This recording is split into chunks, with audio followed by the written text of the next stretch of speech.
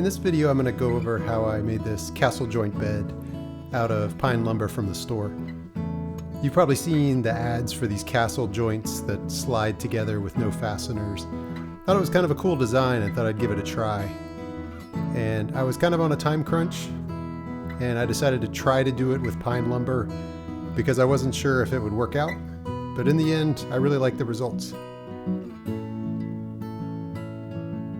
This is a full bed. I drew up some designs. I'll try to upload those and provide a link to it in the description.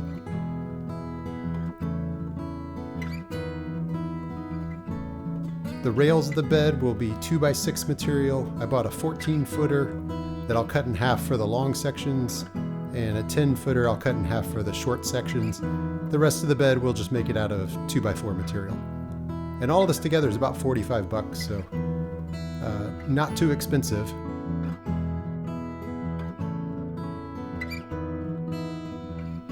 As always, you want to be really picky with the lumber that you get here. It needs to be as straight as possible and with as few knots as possible.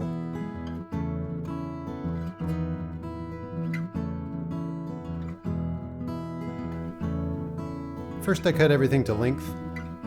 There are a bunch of short pieces that'll make up the legs and some longer pieces that'll make up the supports for the box spring.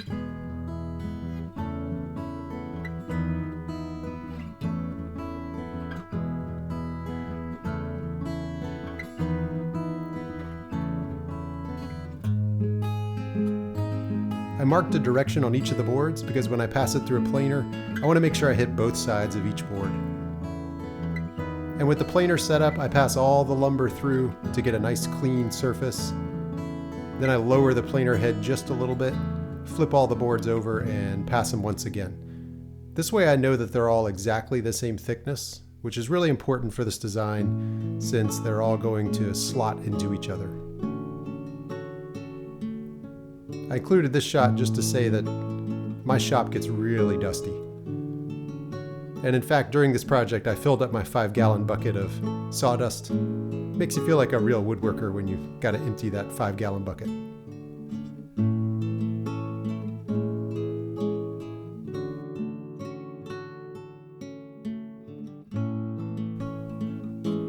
Next on the table saw, we're just going to take that rounded corner off of all the 2x4 material.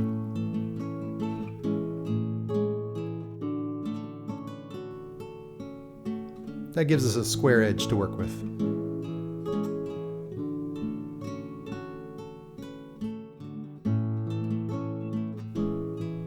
There are also two long pieces that need to be ripped down the middle. You want to use a riving knife for this so you don't get any kickback.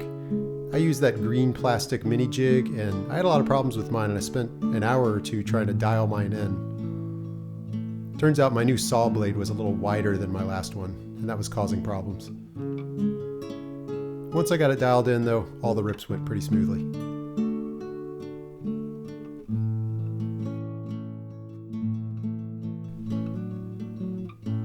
The castle joint legs are made from 9 square pieces that are glued together. You want to dial in your table saw so that you're cutting square pieces that are exactly the width of the boards that you sent through the planer. Should be about 1.5 inches, but no matter what, you want to make sure as you flip the pieces, they're the same width on both sides. Once you get that dialed in, just churn through all those 9-inch and 13-inch pieces and toss them in the box. You can see how those castle leg joints come together.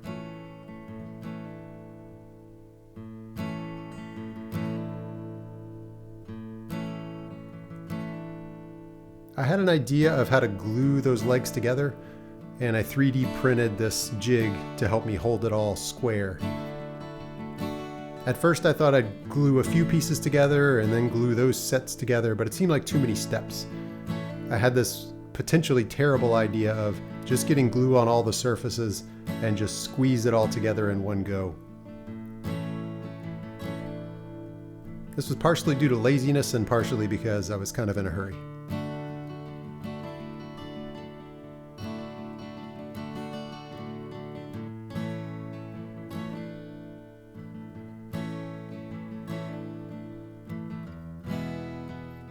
Once everything had glue, I assembled those 9 pieces into the castle leg, inserted that jig to make sure that the separation stays uniform on the top, put a strap clamp around it to squeeze it together, and then just put a series of clamps from every direction, try to squeeze all of the pieces while keeping it square on the table. And as long as that black plug up top can slide in and out freely, you know that you have the right spacing on the top and you have a perpendicular slot for the bed rails.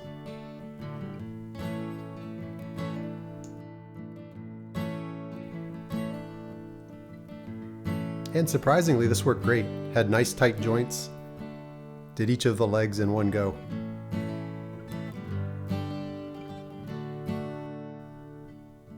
When I originally cut the lumber down, I intentionally left it long by about 1/2 inch. So at this point I put the feet on the floor and set the real dimensions of the bed based on my box spring measurements. And once I knew which boards went into which feet, I marked each of the board so then I could tune each of them by cutting a notch in the 2x6 so the two 2x6's would slot together, and also sanding them down so they would slot into the castle leg.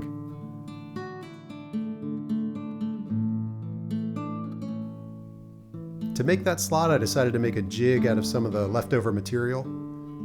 The whole idea of this jig is that I have these pieces that are exactly the width of the 2x6 board. So if I can make a router jig that has that open slot, I can just follow that with a pattern bit. And then that should give me a slot that's exactly the same size as the 2x6 width.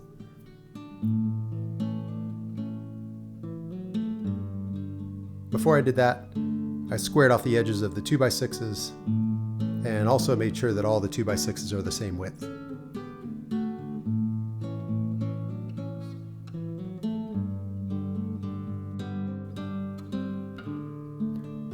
At this point, I wanted to make sure that I had the right dimensions for the bed, so I did my final measurements to figure out exactly where those slots should be and marked them on both sides.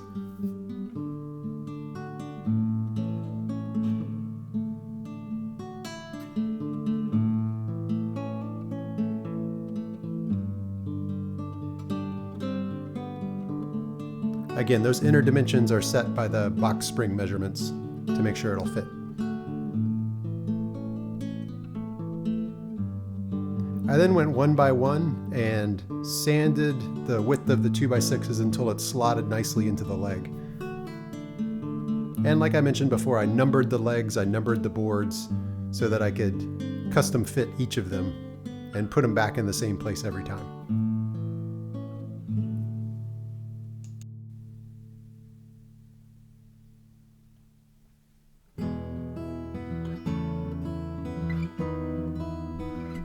Now it was time to use that jig to cut the slots in the 2x6's. I made the jig to extend about halfway into that 2x6, but I intentionally made it off by just a little bit so I could shim it with some credit cards to tune it in just right. I cut away the bulk of the material with a jigsaw.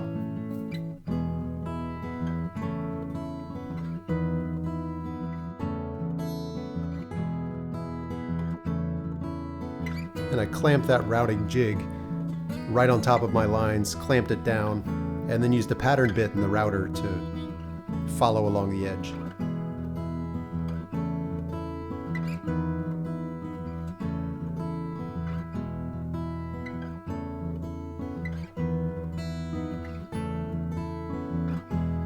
And this gave a nice clean slot that was exactly as wide as the 2x6's. Cleaned it up a little bit with some sandpaper and used a chisel to sharpen the corners so they would go fully together.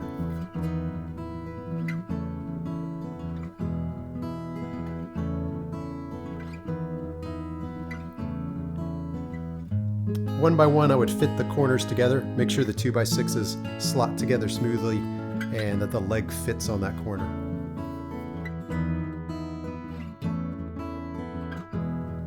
And if that worked out, I would take it onto the floor and do a final test fit for each corner. One quick note, sometimes the slot wasn't quite wide enough, so I would just move that jig over by about 1 millimeter and run my router one more time. And that way I always had nice clean edges. And if your router bit isn't long enough to get through these 2x6's, you can run it without the template to get through the bottom. I had to do that with one of my router bits.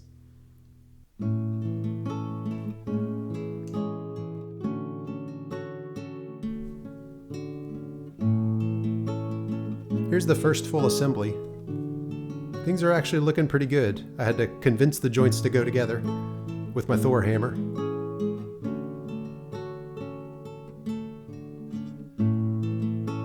But it seems to be working out.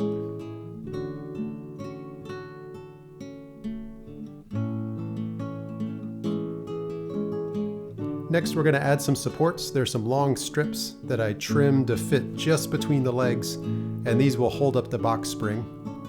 So I shaved them on the chop saw until they fit just perfectly. I temporarily clamped a support in the corner to help me hold it up.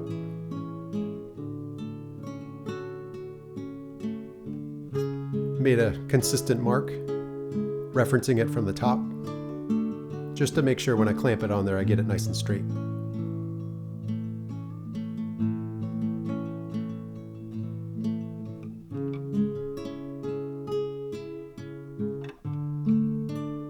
Then we'll glue it and clamp it.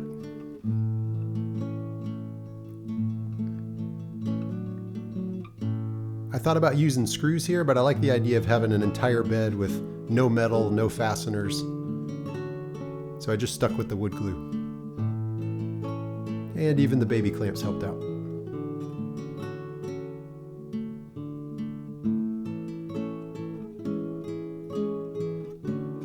Did the same thing on the other side. And on the short ends of the bed, we don't need any support, but I did put a similar piece at the top to cover part of the leg. I just thought that would look better than a gap at the head and the foot of the bed. I used the chop saw to cut it so it would fit right between the legs. It was a little bit too tall. I forgot to account for that in design, so I marked it, shaved a little bit off on the table saw.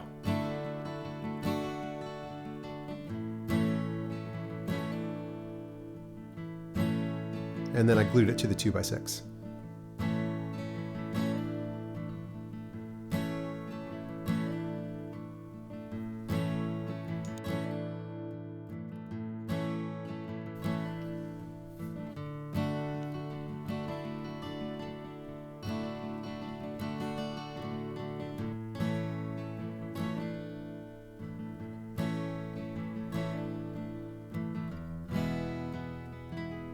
And of course we do the same thing to the other side.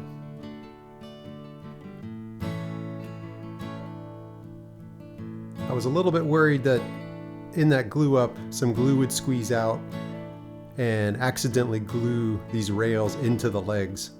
So I tapped it all apart so they could dry separately.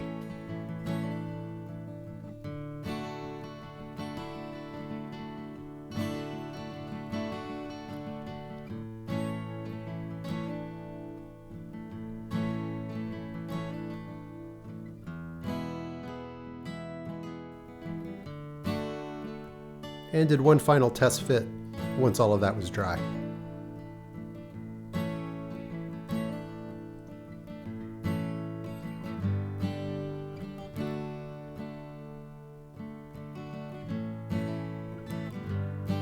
I also ran out of glue in my glue bot during this project. Just like filling up a 5-gallon bucket of sawdust, I like when I run out of wood glue. Makes me feel like I've done enough woodworking and gotten enough hours in.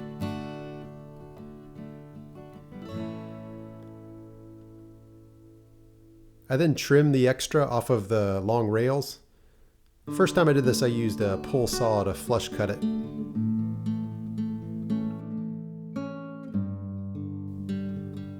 And that turned out all right, but I wasn't 100% happy with the straightness of that cut. So I did the other ones with a chop saw on the floor.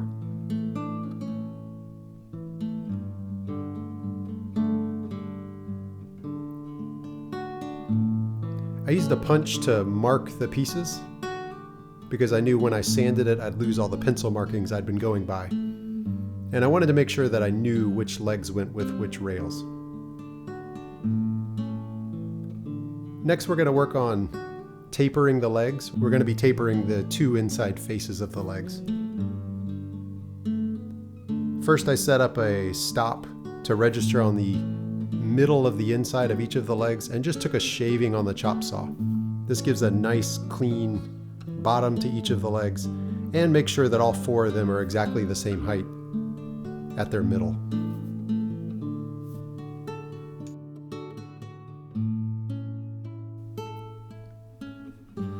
To taper the legs, I marked 1.5 inches in from the edge and 7 inches up from the bottom, and then connected those.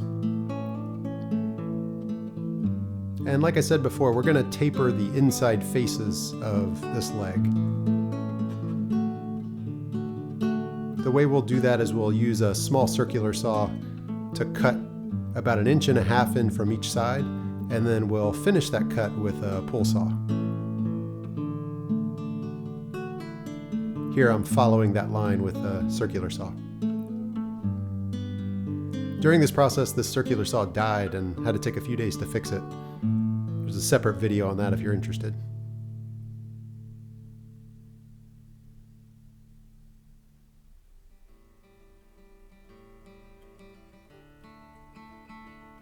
Overall, this technique worked pretty well. After the circular saw, I had to hand saw away about an extra inch of material on that front face.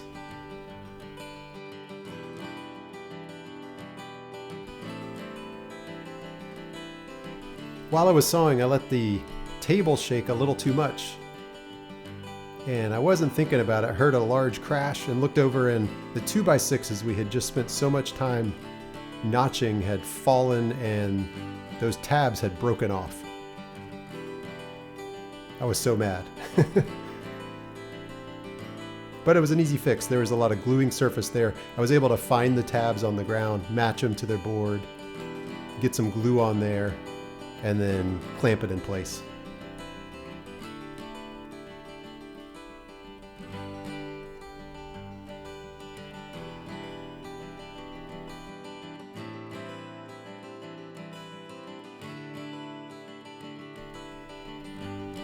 This repair seems to hold up pretty well. Just be careful if you're building this. Don't be like me.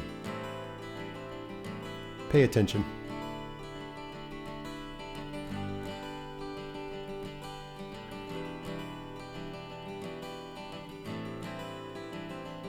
All right, now that we've recovered and calmed down, let's get back to tapering the legs.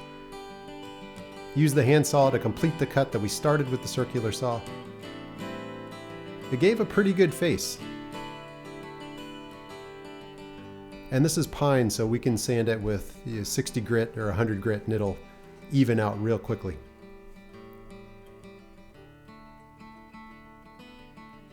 Once that was done, I hosted a sanding party out on the porch. I spent probably 2 or 3 hours out there rough sanding all of the surfaces to make sure they were nice and even. I went over everything with 60 grit, and then I worked up to, I think it was a 220 grit to give it a little bit of a smoother face.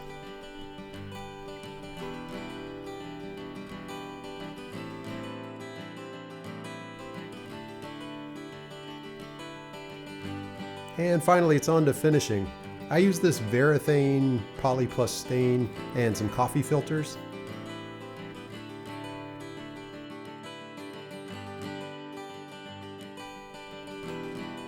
I really wanted two things out of a finish on this project. I wanted to darken the wood to get away from the bare pine look, and I wanted a little bit of protection. I just wanted that urethane to harden in the grain so that the raw pine wouldn't get dirty and gross over time.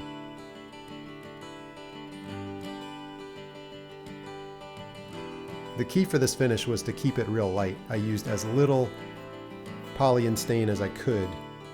I would just dip the coffee filter into the can and spread it as thinly as I could, and then I went over the whole thing with a clean coffee filter when that was done.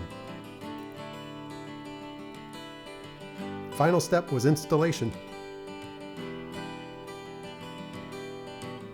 I was a little worried that the finish would make the wood swell, but I really didn't have any problems helping it go together.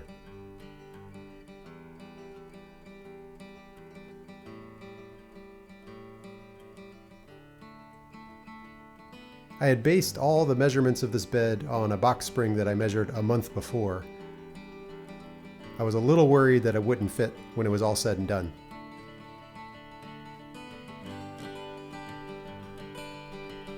But it was a great fit, and it felt really solid. There's no give at all to this bed frame.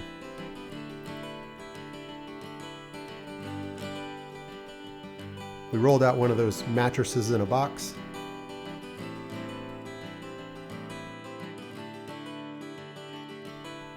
And that was it.